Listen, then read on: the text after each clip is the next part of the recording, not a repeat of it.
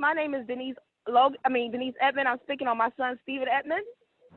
I would like to tell a story today. My son was in solitary confinement. He had a mental hygiene breakdown.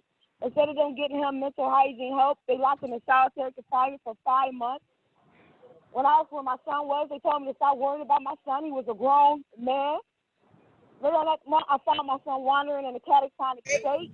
He was in a delusional state for 9 months. It took 9 months for best self and other programs to get him stable and 5 different medications.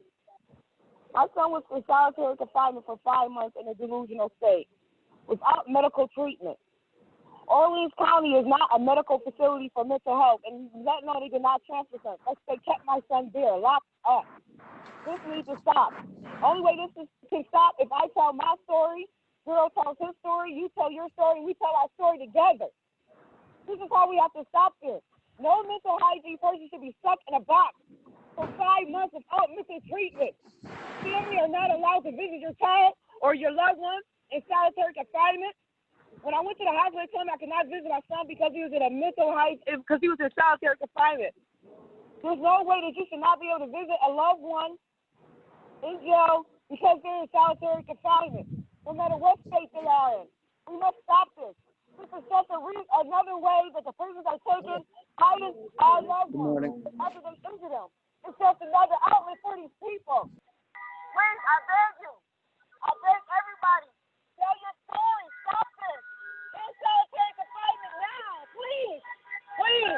In solitary confinement now. Did Gerald want to go? As you can see in Buffalo, we have a car caravan going by, cars. We have people staying out there socially distant. All the way up here in Western New York, they too feel in solitary confinement for more than 15 days. That we've got to stop this talking about people. We hear the cars.